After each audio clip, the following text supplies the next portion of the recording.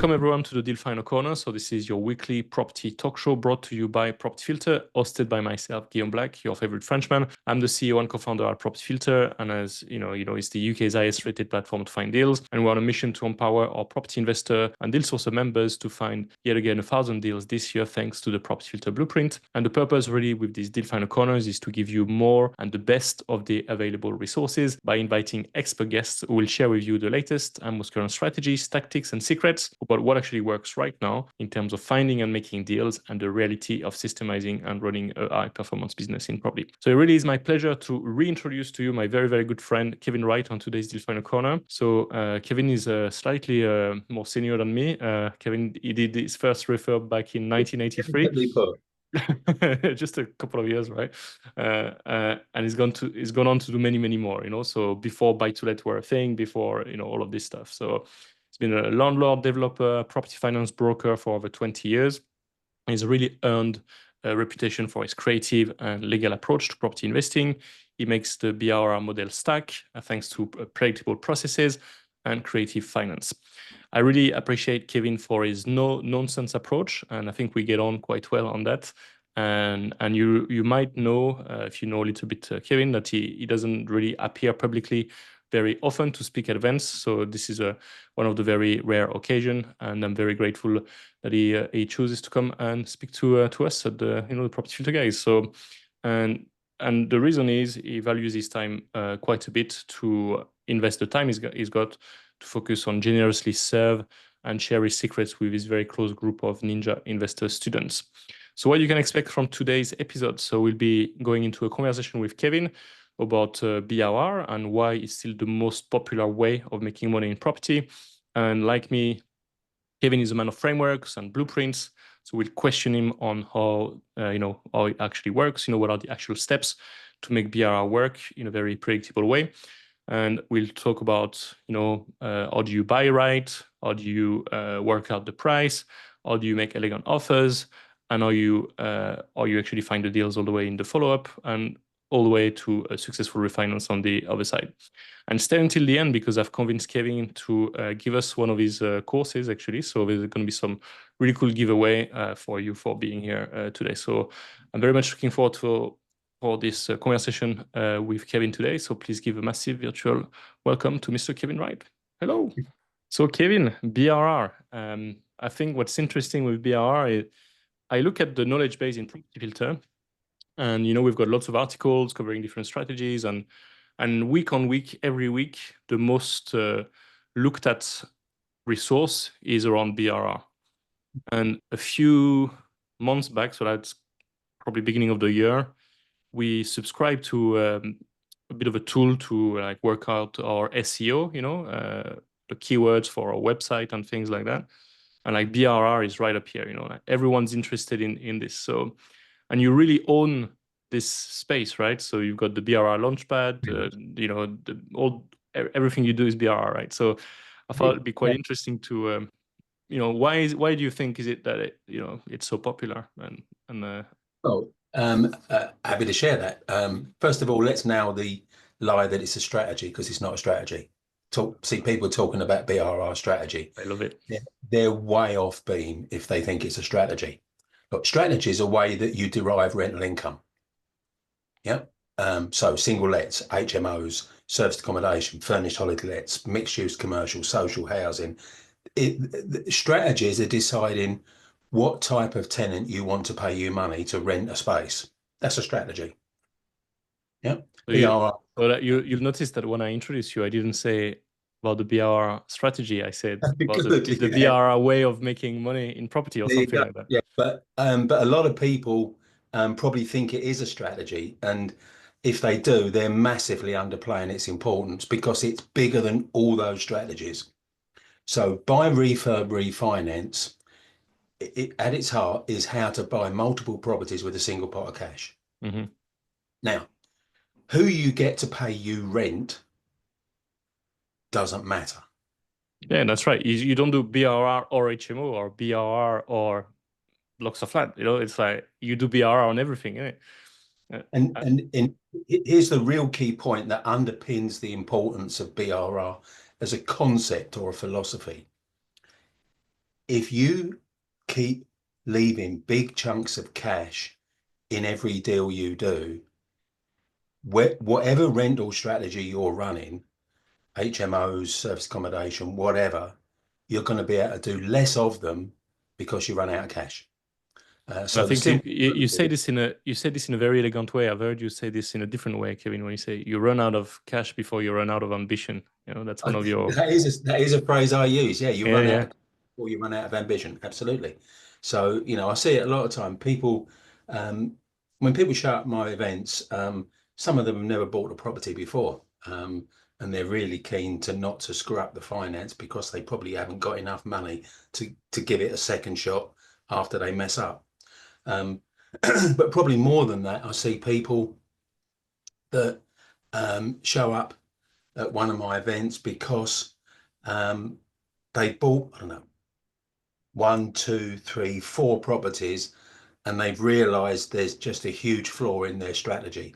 They're running out of cash way too fast. They're leaving too much cash in each deal, or it's taking too long to get it back out again. You don't want to be recycling your cash over a year because, in half a decade, you'll have bought five properties. And I don't meet many people that have got that lack of ambition. People tend to be very ambitious, um, but it's all too slow. You don't pull out enough cash, and what you do pull out takes too long. So So what would be acceptable then? Like is it 6 months, 3 months in and out? How do you do that? yeah, I mean, I think if you use one of the strategies I teach, you get most of it out the same day. You complete. Oh, interesting. Can you tell us a little bit more about it, Kevin? Yeah, You got me intrigued now. delayed completion bridging. So you agree with the seller to give you the keys and permission to enter the property and do work on exchange, not completion.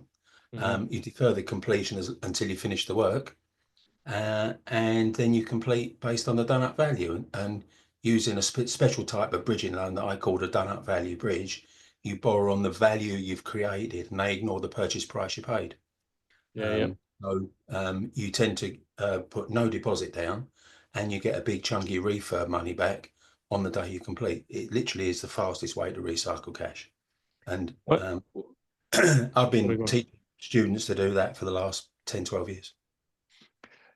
I heard you say as well. So because you gracefully invite me to come to your events as well and do a bit about property filter and things, and I hear you speak. And one of the things you say is don't compete with these people who are chasing the light cosmetic refurbs. And so how do you go and do major works or more works when you on a kind of exchange only? So that, and what are the typical time frames that would fit your ambition? Yeah, if I should say that. I guess probably anything up to 3 or 4 months deferment. Now, got a question. Russell said, I understand they are difficult legally. Russell, are you talking about exchange with delay completion? Jump on Cam if you think Mm. if you are, Yes, or yeah, unmute EDCs, yourself yeah. if you Mm. are. I'll answer it, but I just need to know. Yeah. Um, He says yes, right, yeah. okay, yeah. Okay. They're not difficult legally at all, but because it's a perfectly legal process, you just have some addendums uh, inserted into the contract on your exchange. Now, what is difficult is getting sellers and seller solicitors to agree with them. That's the difficult part, because in most sellers would push back, not because there's anything wrong with it, because it's unusual. And most solicitors would push back, seller solicitor would push back, not because there's anything illegal about it, but because it's unusual. And solicitors very much fall into the category of trust in the normal and distrust in the abnormal. Hmm. Um, Now, in the successes that my students have had over the past 10 or 12 years, they've got a lot of pushback. Because look, I don't just tell you stuff and make out it's all sweet and light, and then you go out and try and implement it, and it all falls around your ears. So I'll tell you the shitty end of the stick as well as the good end of the stick, and you will get a lot of pushback. The sellers that will go along with this are those that are most motivated to sell. The people that need to sell quickly rather than want to sell at a price. The people that the price they sell at has become of secondary importance to completing a transaction. They're the people that, in my experience, would actually go for exchange with delayed completion. Yeah, exactly. You're exactly right. So we see this all every day, and I can talk in my own experience as well. When I first sort of started, you go to the seminars, you read the books and stuff, and it sounds all nice and great. And then you just turn up at viewings, and no one wants to do a deal, and you say like, this is not working. So this is why we created Props Filter. So you go straight to those people where the whole idea and the whole point of it is to find those vendors who are going to be more likely to be more flexible on terms, and exchange and delayed completion is becomes, when they've tried a few things, they've had a few sales fall through, becomes particularly, acceptable. But indeed, if you just chase the right move alerts for something that's just been listed on the market, and they've had 3 to 5 agents outbid each other to, sell how great the property is, they think they're millionaires already, right? So they're not going to listen to you anything a bit more creative. And on the scale of creativity, actually, it's not that creative, like solicitors are used to exchange and complete within a few hours, and then within a few days, and adding a few months is the same process, so it's not like you have to teach them the whole lease option thing, which is great, but there is more friction, I find, than with exchange and delayed completion.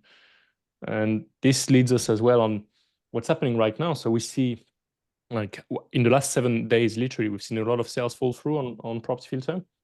Can anyone guess why? So there's a lot of Yeah. There's, buyers who've pulled there's out, a right? tough one. Yeah, yeah. It wouldn't be anything to do with the stamp duty Yeah, increase, would yeah, it? exactly right. So we've seen quite a bit of these sales fall through, which is great, Now these vendors who thought, they already spent the money in their head, and now a Mhm. volume of them are back on the market in the same time. They're just gonna want to hear a solution, and one of them could very be something that you described. So how do you how does it work, like with higher stamp duty, like in environments where maybe we were used to, like a BRR where like where it costs less to buy, and it's not like we are flipping and trying to sell it. How do you make BRR work in an environment like the one we have now with higher stamp duties? Very easy. Buy it cheaper. Yeah, there you go. If you just offer 2% less, you make the same margin. And do you think people would expect this in the last 7 days and say, "Oh, I agreed 100, but sadly, I now have to pay more You know, tax, so the price is gonna have to come down." How do you think that look, discussion goes? look, there's a very central point here. And the way I describe it is buyers have a handful of aces and sellers have a handful of twos. Well, they have the 1, 2, yeah. Um, so let's look at that. I see Paul's got a question. We'll deal with that in a minute. But look, how many properties can you make offers on that you find on Property Filter? And quite a bit. Endless. Mm. Okay. How many properties can the seller sell? The one they own. So we have all the aces. Yeah, I agree. Yeah, as buyers, we have all the aces. We don't have to buy any particular property at all unless it fits our criteria. So we lay out our criteria, which is here's the price that it works for me at. I don't really care whether I buy this property or any other property. I'll buy the one that fits my criteria, and that includes price. Now, if the seller doesn't want to sell it at that price, doesn't really matter. Any decent investor is going to have 10, 15, 20 rejected offers that they're chasing up and following up at any given time. My top students make an offer a week. And there's probably people in Property Fielder that make even more than that. So does it matter which one actually says yes, not really. Malcolm's making them daily. There you go. So he's really caning it. So Yeah, it's quite common. People you know, understand it's a numbers you game. know, Yeah. if as buyers we can buy any property we like, we've got a handful of aces. If sellers can only sell the property they've got on the market to sell, they've got a handful of twos. In other words, we're, you know, you can't really say that word. The aces trump um, um, twos anymore, can you? But you know, but aces. Politically incorrect, Kevin. So you know the power's all with the buyers. You know. Mhm. So okay. So look, one of my What would you students. just on that note, Kevin? What would you say to our community, and what do you say to your students to help people really be empowered? You know, like really understand they've got this handful of aces. You know, like how do you make people believe this? You know, like because there's a lot of I think one thing is you touched on is people don't realize when we say it's a numbers game and you're gonna put a lot of offers, most of them will be rejected. Maybe there's a misalignment in expectations. You know, you read the books, you go to the seminar, and you think it's gonna be easy. Uh, there's that part where people don't realize that there's simple, but Look, it's some work, and then there's the belief look, of it all. You know, real world, Guillaume. It's simple, but it's not easy. It's simple, but it's not easy. So you're putting words in my mouth, my mouth, Kevin. Huh? I think the ones who are used to come on Discord, they're like, oh, this guy speaks like look, the French guy. look, we're brothers from another mother, aren't we? Eh? Yeah, yeah, there's We a bit of that. we Yeah. we talk the same language.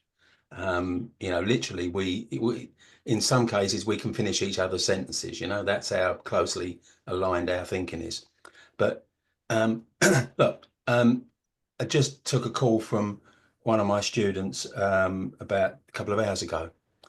Just had an offer accepted this morning.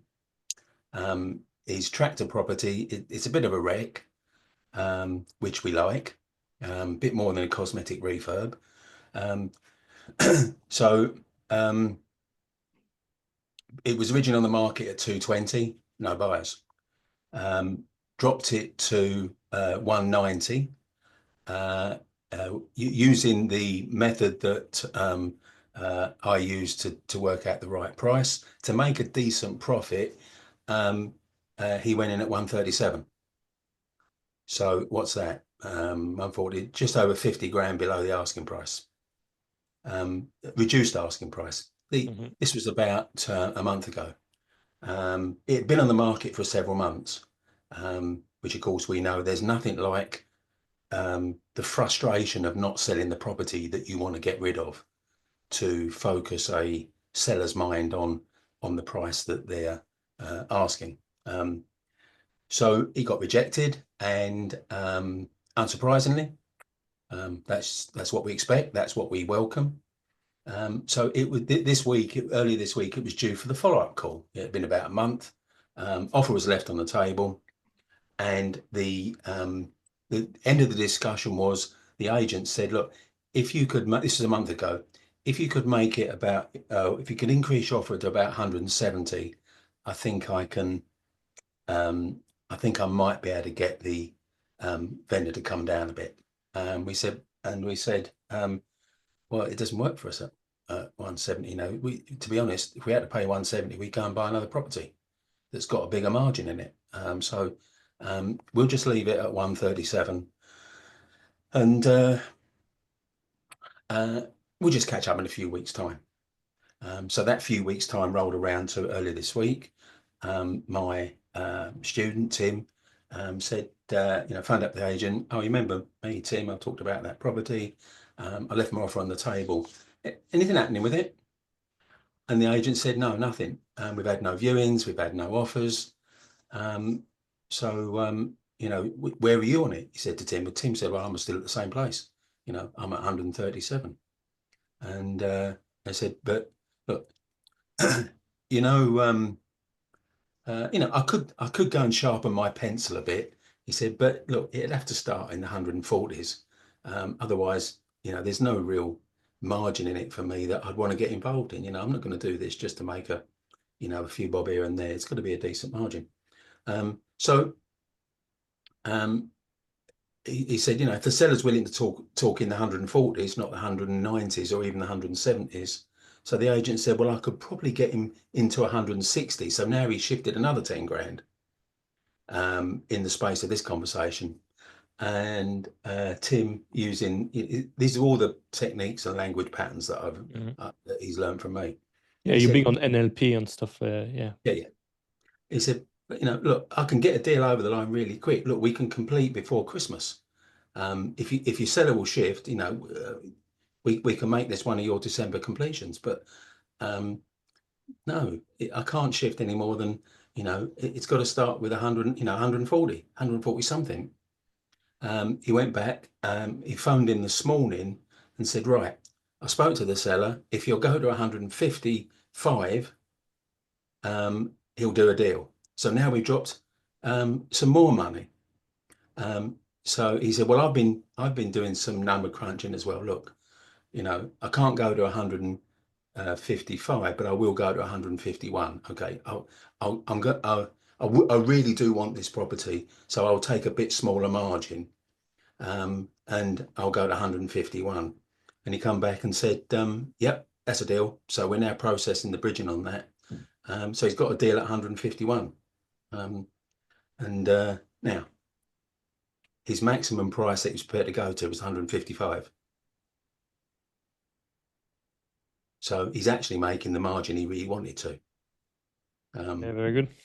So So there was a few eyebrows when you said 137 from 190, you know, but this is it, you know, like we always talk here about ignoring the asking price. I'm yeah, quite vocal about it. look, the asking price is usually a figment of someone's imagination.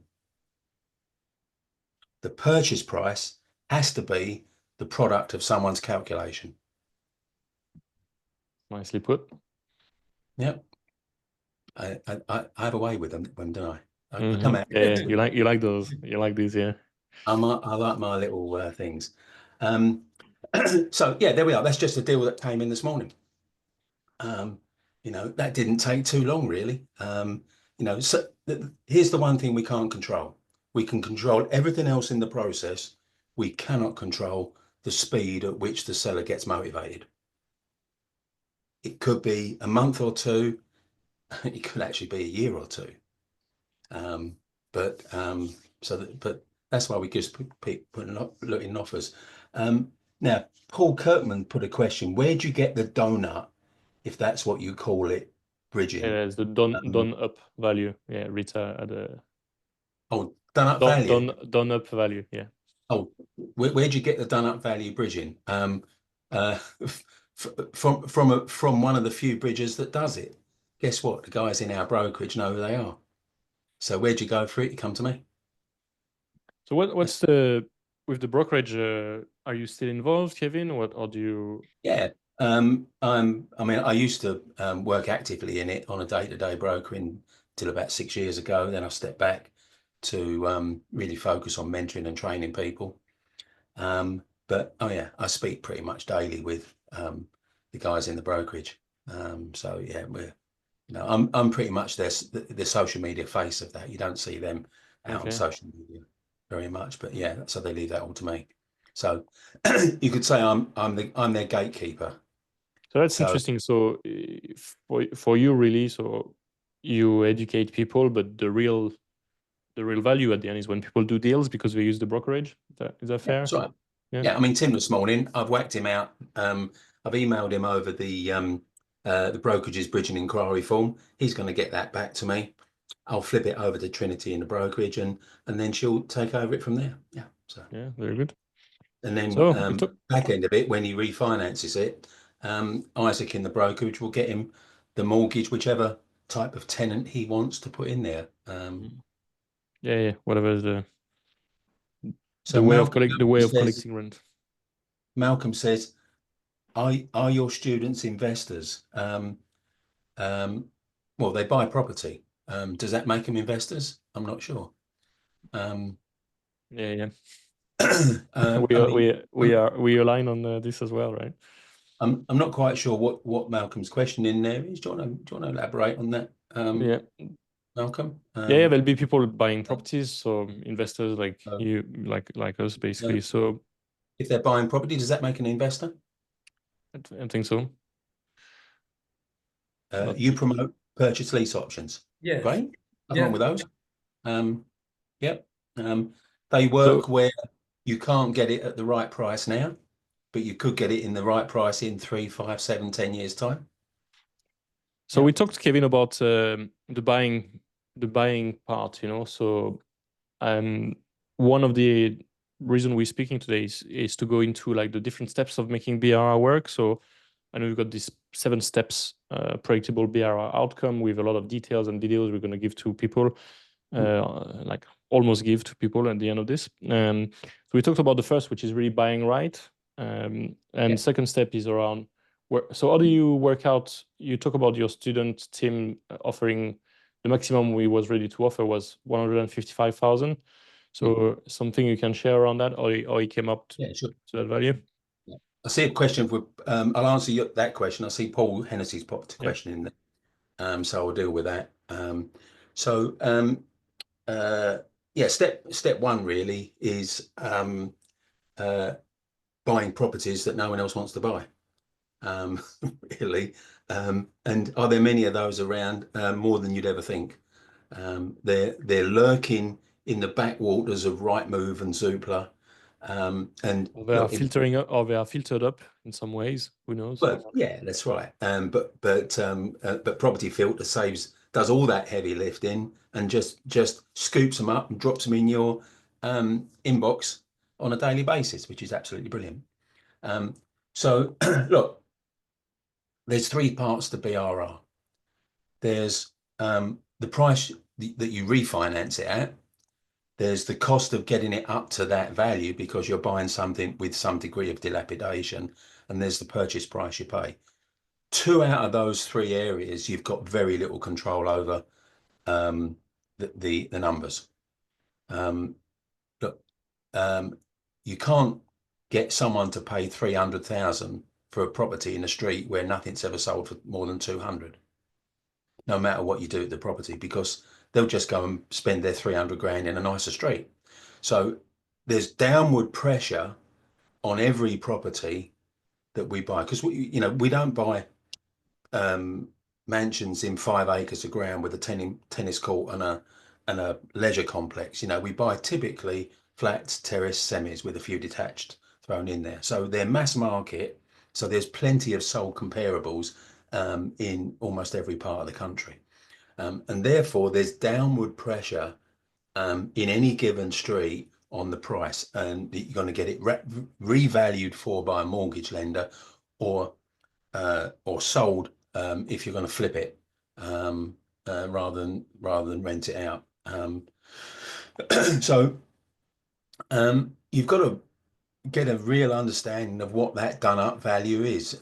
In development terms, we call it GDR, gross development value, or DUV, done up value, if you want to call it that, more in refurb terms. But you've got very little manipulative ability to just shift that. Okay, if you do a really nice finish, you could push it up a little bit. So the refinance part of BRR, you've got very little influence. The refurb part of BRR, you've got very little influence either, because materials are a cost, labour's a cost, and there's not an awful lot you can do to that. Okay, you might be able to buy some end of line, materials, or you could downgrade your quality of fitment a bit, but really you've got not much flexibility on that.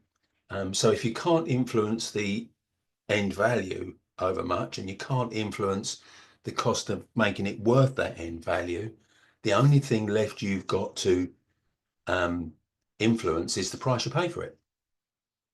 Now there, you've got infinite flexibility. So how did Tim work out that he could afford to pay a maximum 155,000 to make his target margin profit on the deal? Pretty easy, really. Worked out the done up value of that property in that street, worked out the cost of works, worked out his other costs, and put his property profit margin in there, and taking it down from the done up value, you'd end up with 155. Now, of course, we know that no buyer is going to accept the first offer someone makes, so we strategically offer lower to give the no seller, I beg your pardon, no seller's going to accept the first offer a buyer makes. So we strategically go lower to give the seller the gratification of bumping us up. Yeah, you meet in the end, and you meet in the middle at the end. You let them lower, lower, lower, lower, and then you meet in the middle So is the right. it's all orchestrated to give the seller. It's an orchestrated strategy to give the seller a feel good factor, even though they've just dumped in Tim's case 40 odd grand off their asking price.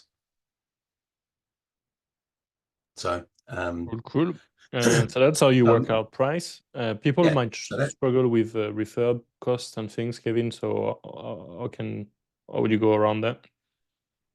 Or do you gain the experience of knowing what things yeah, cost? different ways you can get you can drag a build around. You can't do that every time, but drag a build around and get them to price up a whole refurb and then break it down so you know typically in a house in your area what a kitchen's going to cost, what a rewire is going to cost, what a new heating system's going to cost, what a new roof's going to cost, what new windows and doors are going to cost, and you benchmark all of that, and then you just I guess go around with a checklist. You could have it on a tablet, you could have it on a clipboard, and you tick off what needs doing, and there you go. Yeah. That's one easy Yeah, you way to do build it. it up by dichotomy and by benchmark, and you just build it up by speaking with people, So people want the button that price, how much, Yeah. get the AI to look at the picture and price the refurb, but it's Yeah. never going to work. So Look, and if you're thinking you're going to get offers accepted when you first make them, then that's a real invalid mindset. You should expect to get every offer rejected when you make it, and you should give the seller the time they need to acclimatize to your offer. Typically, I find it tends to be 6 to 12 months. That's how long they take to get acclimatized. Some of them have got more acute needs, like Tim's one, but actually they did take 6 to 12 months because it's been on the market for more than 6 months, and yeah. it's taken them that long to accept that 150 is around what they're going to get for that property. They started off wanting 220 for it, but Yeah, it's very much why we created those inbox categories, with the different degrees of motivation. absolutely. It's fallen through many times, it's been reduced many times, it's been on the market for a long time. All of this stuff is so that you can go straight to speaking with these guys. So the same Look, principles. there's a psychological fact. Sellers get exponentially more motivated the longer they can't sell their property. Yeah, and that's okay. We'll wait. We've got a few questions Yeah, stacking up, Kim. Do you want me to answer yeah, them? yeah. Paul is asking an interesting Right. question around With a deposit. bridging loan, what's the minimum deposit typically, Paul? 25% is the minimum typically, but the question is 25% of what? So one of my YouTube videos shows the 5 types of bridging. Now, we do a market value bridge. I told you about the done-up value bridge, which actually means when you do that, you don't need a deposit at all in almost every case that we've done it. With a market value bridge, they take the asking price or value as the loan base. They're then 75% of that, not 75% of the loan. I had a case earlier this year with a couple of my students, Jordan and Lisa. It probably followed a similar pattern to the one I've just said to you with Tim, because pretty much they all work the same way. You make an offer, you track a property, you make an offer, you get it rejected, you follow up until the seller accepts your offer. So this one was on the market, Jordan and Lisa's one at 165, hung around there for several months. They dropped it to 140. they Jordan and Lisa made an offer. Eventually, I won't go through the process again, but they got it accepted at 95. Market Value Bridger come around and said, yes, it's worth 140. It is worth 140 asking price. So we're going to lend you 91,000. They were buying at 95, so the deposit was £4,000. So there's a theme here, and there's a pattern around expectation of prices that, and we talked about this in these calls on the Wednesday ones, especially I call it beat the price curve. So every time someone's got too high of an expectation, they're just building up to become more motivated, because what they do is just having people scroll by literally say, oh, it's too expensive, for months and months and months. And then you get in and you offer like significantly lower with a lot of you position yourself by giving a lot of certainty that you're going to execute, and then all of a sudden you beat this price curve, right? So it's every time we have a case study in Property Filter, or Kevin's student, is a similar story, right? So and we see it again and again. So let's roll through these questions. Okay, so there we are, Paul. So what's the typical deposit? Depends on the deal. Once you understand the minutiae of how bridging variants work, which, having brokered hundreds of the things, guess what? I do. Then you know that every deal is different. But yeah, I mean, we've done deals at £4,000 deposit, 40 grand deposit, and more than that. So it depends on the deal. But the point is, you'll struggle to get a mortgage lender to lend less than or to lend more than 75% of the value. I know there are a few 80% things out there, but typically it's 75%. But with bridges, you can, with the right structure, you can go up to 90, 95, 100% of the purchase price, and been doing it for years.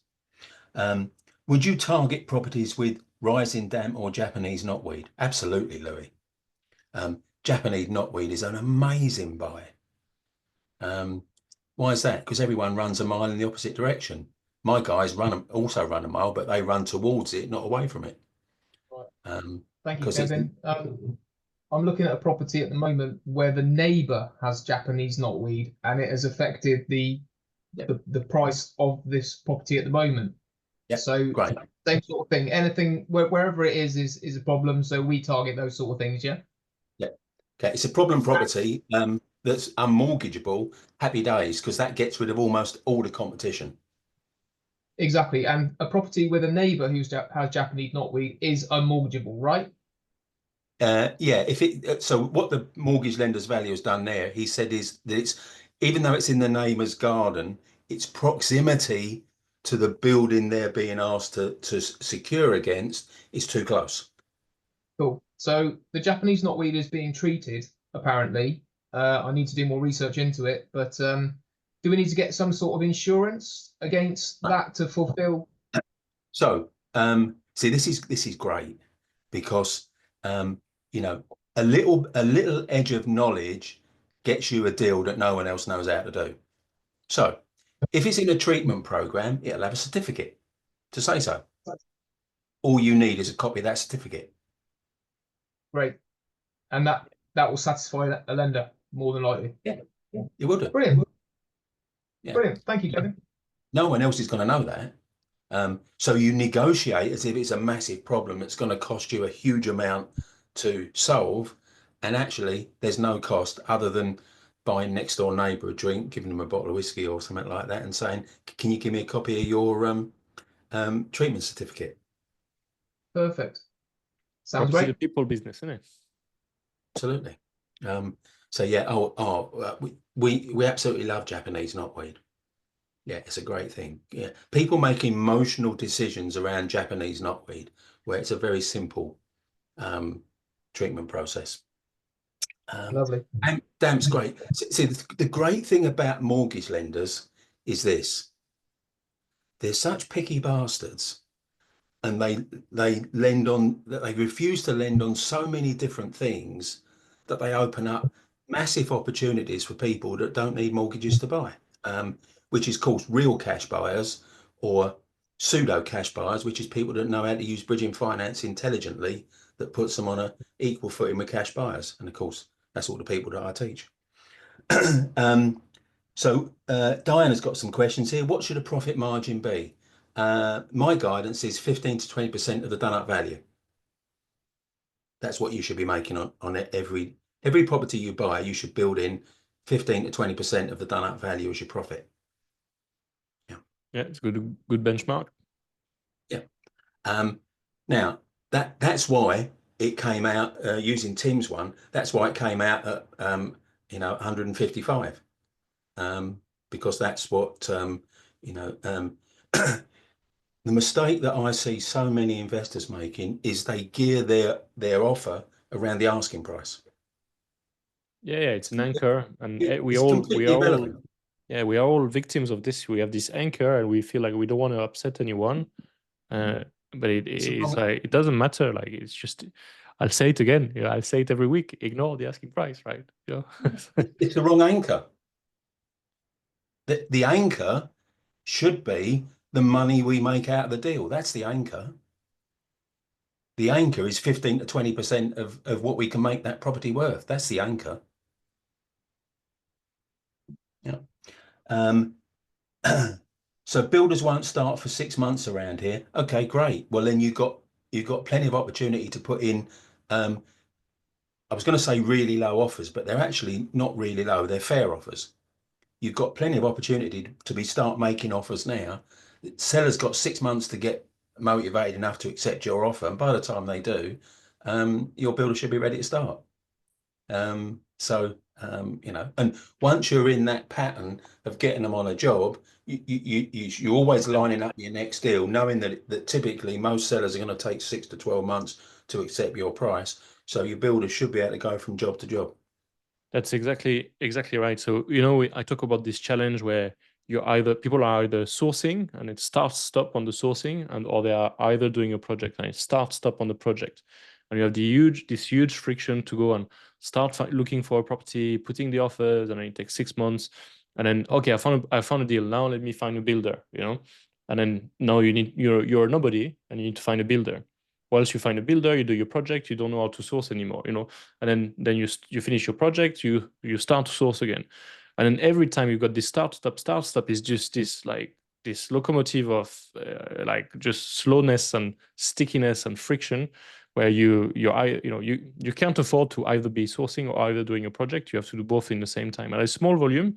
But when I grew and scaled my portfolio here, I had the same builder do one deal after the other again and again. I never looked for a builder. He never looked for work either. And you want to be that person, really. So it's understanding you've got to keep, like the old musical hat, you've got to keep multiple plates spinning at the same time. You've got to keep your deal sourcing plate spinning. So you've always got a bundle of offers that you're chasing up. You've got to keep your refurb spinning. You're going to keep your refinance spinning. And all of those three parts of it should be spinning independently of each other consistently to do that. Moving on, Diane, if the lender valued it 140, why didn't it sell? Because no one wanted to do the level of work, Diana. It's this supply and demand curve, so everything will sell at the right price. And if you increment the price going down slow, if they would have dropped the price by 5K every week, for the next 2 months, they eventually will have find someone. What you want to do is beat all of this, come with a lot of certainty at a price that works for you. And then you beat all of this price curve. And then all the deals are made because you've positioned yourself like that. Because, if what sellers should do really is drop their price by $1 every day, until someone, until it matches someone. But the problem, if they do that, they give a signal that the price is going down every day. So, and the reason they don't is they've got an emotional attachment to a higher price. Yeah, which gets eroded over time. Exponentially, as you said. So this is just all, buying property is an exercise in psychology. It's understanding what goes on in sellers' heads, understanding what goes on in agents' heads also, and then influencing that in a way that ends up with money in your pocket. Yeah. And do you know what? It is the most enthralling, engaging, process. So once you understand the rules of the game and you play it, it's just fun watching it play out. So I've had a lot of fun with Tim over the last few weeks, watching his particular scenario play out, knowing we were going to get there at the end. Just didn't know, we were going to get accepted somewhere between 140 and 150. I just didn't know when it would be. But it's fun playing it. Gabriel said, did you say a margin of 50 or 15? Bloody hell, Gabriel, that's a bit greedy. 50%? Cool. Dear, oh dear. No, 15 or 20. 15, 15 or 20.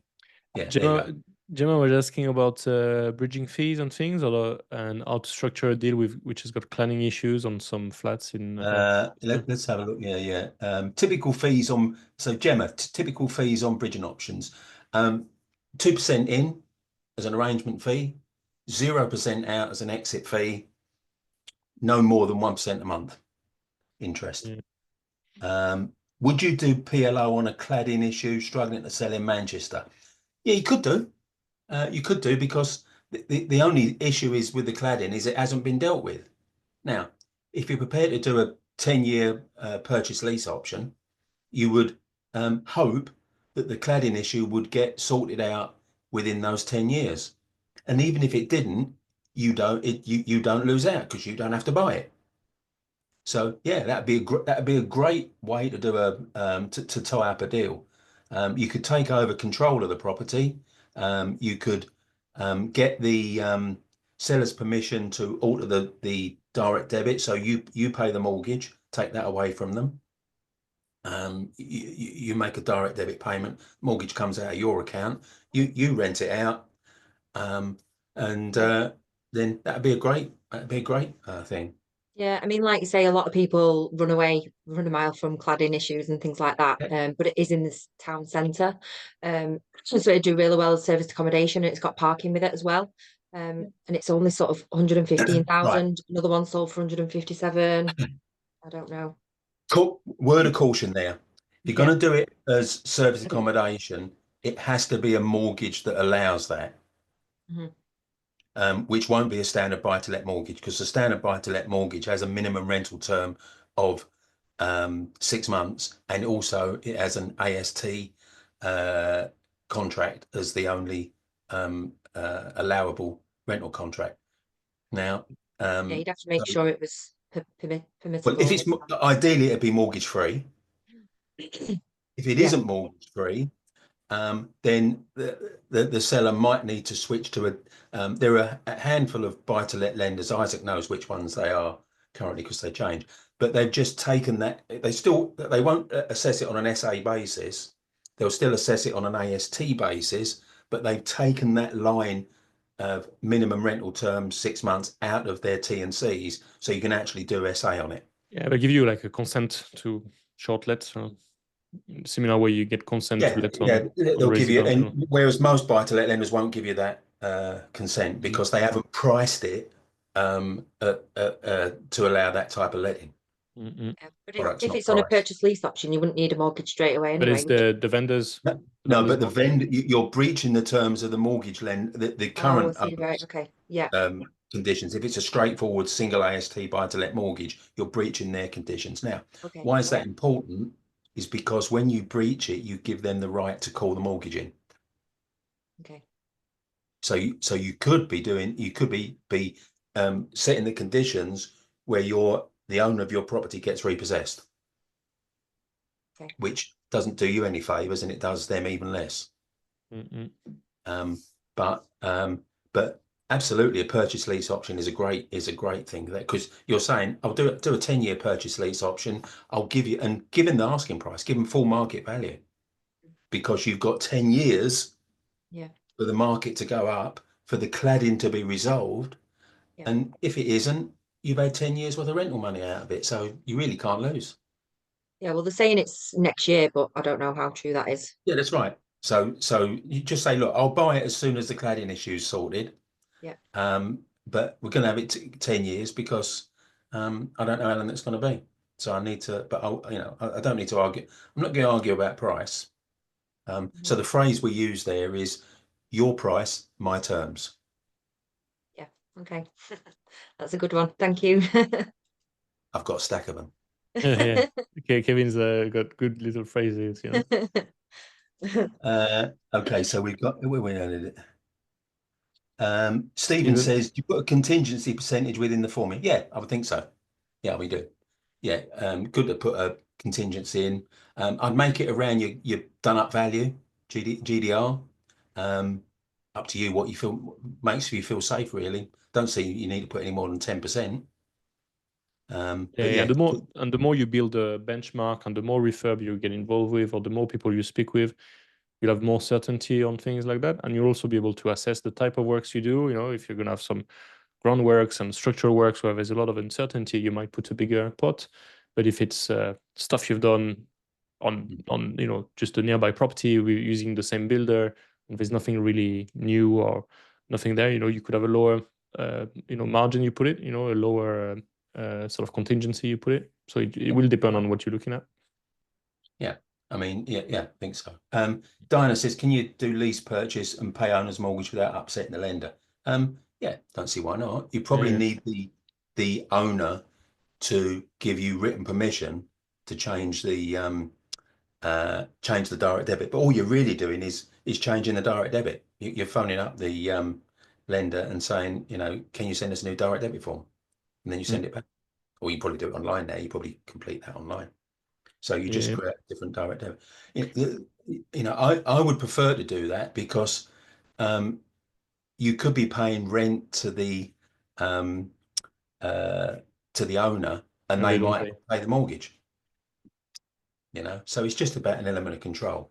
Yeah, you know, you so probably you want pay the to pay the mortgage, mortgage, and then, you know, and there probably a residual balance that you'd give them on top of the mortgage, which you'd negotiate, whatever that is. So there you go. Kevin, I wanted to ask you, you talked about Tim, about Lisa, a few of your students. So why, and then you mentioned about the brokerage, and why do you teach? You know, why do you got into teaching some 10, 12 years ago? The honest answer is, at that time, I don't do it anymore, but at that time I used to speak at property meetings, and I kept getting asked to do it. I mean, I'd do an hour's talk, and like, if you've been to property meetings, you know this, whichever speaker, then whatever the subject is, you know, 90% of the audience were, yeah, all right. But 10% of the audience, roughly, are like, oh, this is amazing. This is the best thing I've ever heard. And they all buzz round the cellar and the speaker at the end of his talk. You know, you see that at virtually every property meeting on every subject with every speaker, unless they're rubbish, I guess. But and that's just what happened to me in 2011 and 12. And they kept up saying, oh, where can we come and learn this? And I thought, well, you bloody listen, I just spent an hour telling you how to do it. What do you mean, where'd you come and learn it? And and then another speaker pulled me apart and not pulled me apart, pulled me aside and said, Kevin, you bloody idiot, they're asking you for a training course. Are they? Oh, okay, better do one then. So that's what I did. Started off doing that almost 12 years ago. Yeah, cool. Yeah. So why do I do it now? Why did it take over from broking? Because it's much more fulfilling.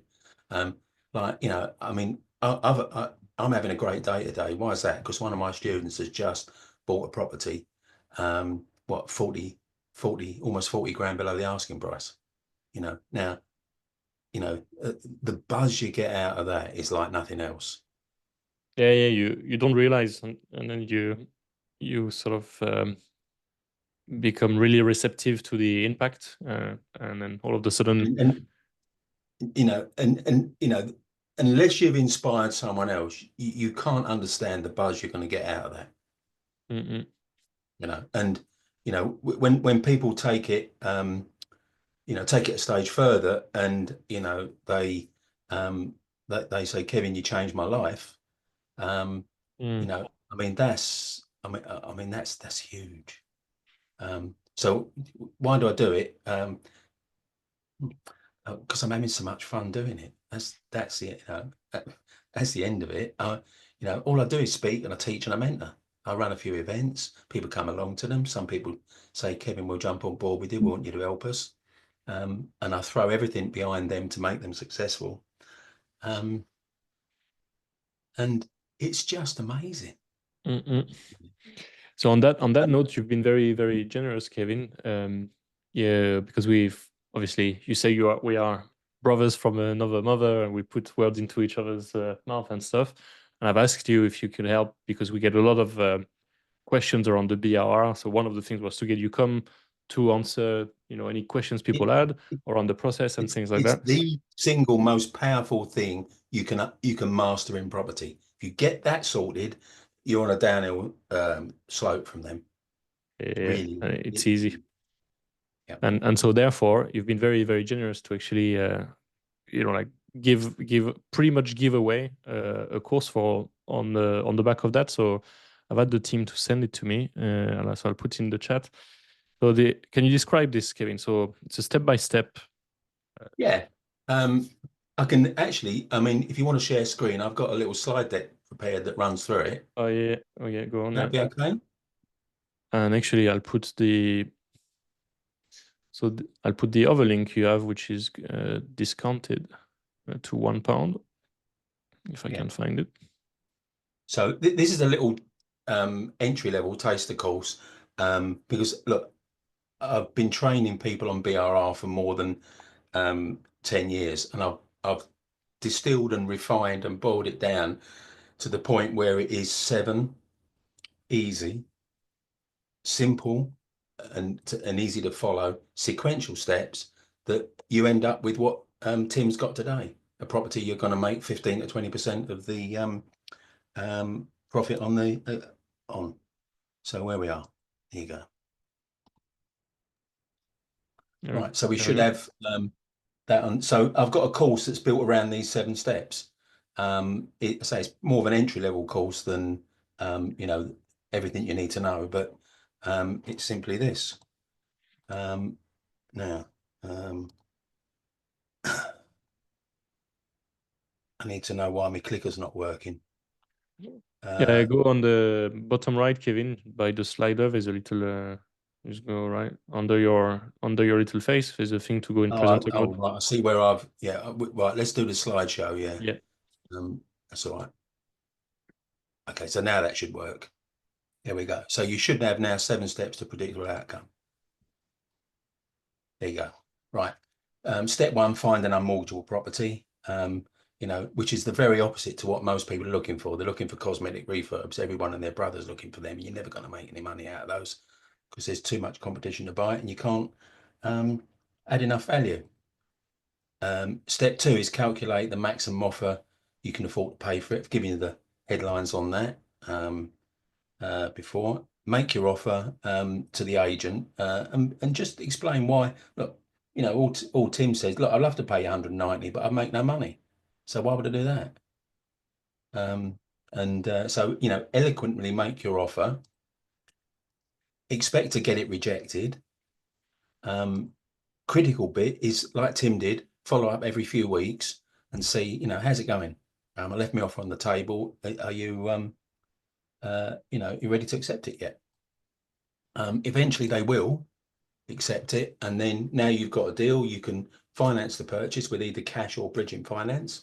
And do your improvements, and then if you want to flip it, and sometimes people do, and it's never a crime to flip a property, you bail out at step 6, and step 7 is you give mortgage lenders valuers everything they need to see to give you the top valuation. So Jordan and Lisa, that deal I told you about recently, they've refinanced it now. They asked for a value. They bought it at 95.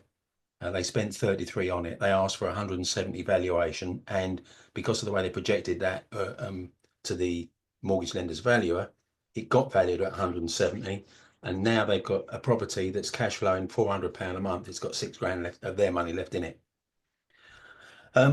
So that's it. Thanks so much, Kevin. Thank you for subsidizing this for us as well. And so on that, so how is it structured? Is it you got 7 modules? Is it for every step? 7 modules. Yeah. And is it you can just go through it as and when you want, yeah? Yeah. It's priced at 492 plus VAT on my website. But much arm twisting from Guillaume. But people are asking a lot about BRR, so I'm tired of answering the question. So let's There you go. I'm calling the wolf, right? So. I mean, it must be time consuming.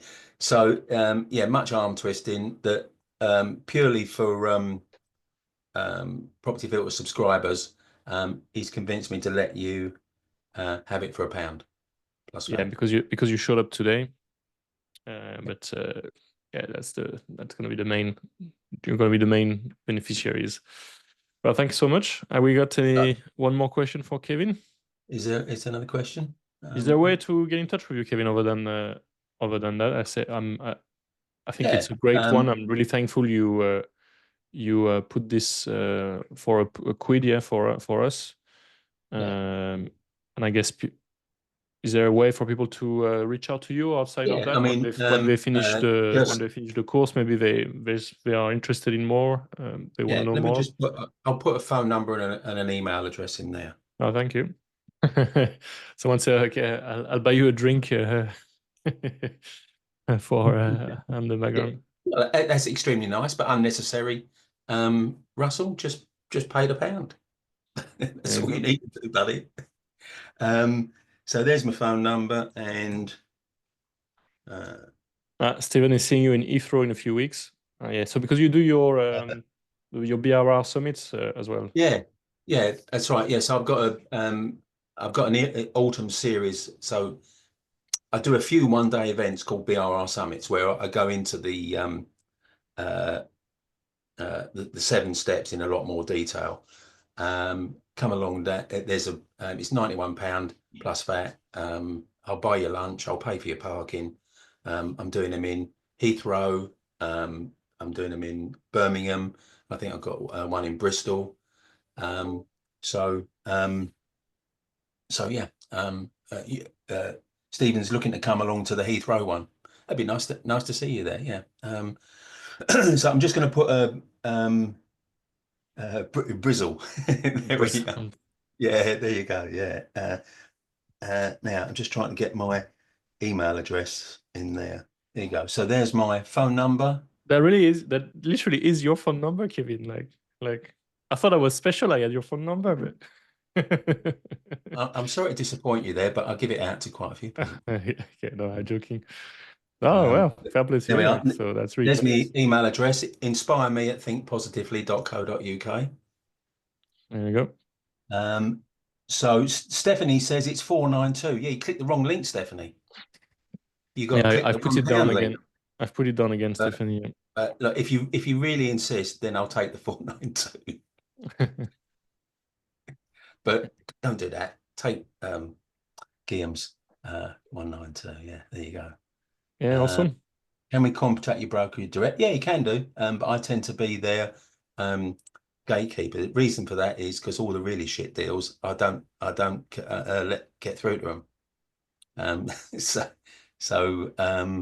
You look at the deals with people, actually. Is that right? Yeah, I'll do that. Yeah, I mean, to be honest, I've got limited time to do that because I'm focused on it. So I do a bunch of these one-day summits in the autumn, and then I shut down for a few months to work with the people I've taken on, and then I'll go out May and June next year, and I'll do another bunch. Then I'll shut down until October because I'm working with those people. So I'm a bit weird on training amongst trainers. Is you can't train with me all year round. You jump on, you have to pick a slot, jump on, and then I work with you, and then I close the door for the rest of the year. So someone was asking about these events. So it's called BRR Summits. I think I found it online. Just put it here. Well, I'll put a there you go. Yeah, I just found it online. I searched it. So yeah. Okay, all right. Yeah, it's a good day with Kevin. If you, it's a good one. I've done it some time ago. You meet interesting people as well. So yeah, worth it. Yeah, it's good value. Yeah, the nice thing is I always get a nice bunch of people there. always nice. Yeah, Always you nice tend people. to attract nice people. I agree. Yeah. Yeah, you know. Cool. Well, I mean, all the shitty people tend to go to other trainers. yeah, Which is rather maybe nice. I don't know. And they're a good match, aren't they? Yeah, possibly. Kevin, do you have a closing sentiment for today about BRR and about maybe things you do and whatever? Look, you know, I've never sold courses cheaply before, so if you can get a 500 course for £1, I mean, you've got to be crazy not to do it. You know? Yeah, and thank you so much for that. Yeah, I really appreciate it. But you know, it's not going to tell you everything you know. I'm going to be honest about that. But it will give you a good opening understanding of how to do BRR, and then you'll have opportunities to come and you know, spend a bit more time with me if you like it. You know. Thanks so much. I really appreciate it. Good. But BRR is your route to success. Whatever you want to achieve in property, and everyone's different, whatever you want to achieve in property, you're off of first base and on second base once you nail BRR. So Ivana's got a question, actually. She's obviously been poking around the site. What's the difference between regular and VIP? That's a very good question. So the VIP, you get speedy entry. So you get into the room first to pick your seat, because some people like to be down the front, other people are back row lurkers. Doesn't matter to me. You get a 24-page workbook to take you through the day. You get another video series that I don't sell anywhere. It's called 7 Ways to Finance Your Next Property Purchase. And probably best of all, you get a pre-event Zoom session with me, 3-trigger deal finder session, where I show you how to disqualify deals in 10 seconds because you never make money on a refurb. So just 3 things to look for on a listing that will tell you you're wasting your time, and I can get that down to 10 seconds maximum. So there we are. So that's the difference, Ivana. There you Awesome. go. Kevin, thank you so much. Really appreciate your time. And I know we've overrun a little bit. Thank you to everyone as well for joining us on this week's Deal Finder Corner. Don't forget to visit propertyfilter.co.uk, log on to your Property Filter account, have an endless supply of deals, join the top 1% and become a high achiever deal finder. Do more deals in less time. I hope you enjoyed today's Deal Finder Corner like I did, and I look forward to seeing you next week. Thanks so much. See you. Bye-bye.